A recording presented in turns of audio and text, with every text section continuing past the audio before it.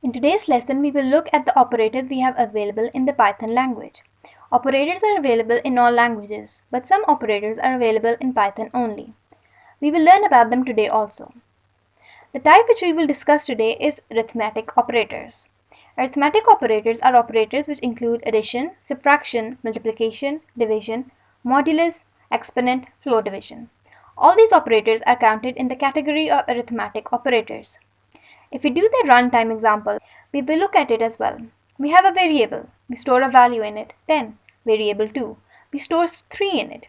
And now we will apply arithmetic operators on them. Variable 1 plus variable 2. We control save it and ran it, so it showed us 10 plus 3, 13 output on the screen. This is addition operator. Similarly, what happens in the subtraction operator is we will just use the minus sign and it will perform subtraction.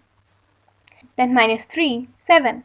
What it will do the same in multiplication operator is we will multiply them. 10 3s are 30. Division operator is the same. Forward slash will perform division.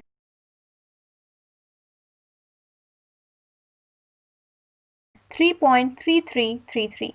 Now we have modulus operator. What will it perform? It will always return the remainder. Remainder means whenever we divide 10 from 3, the remainder will be 1. It will always return the remainder to us. Similarly, we have the exponent. Exponent means 10's power is 3. To represent that, this is our exponent operator. 10 power 3, 10. 10's are 100. 100.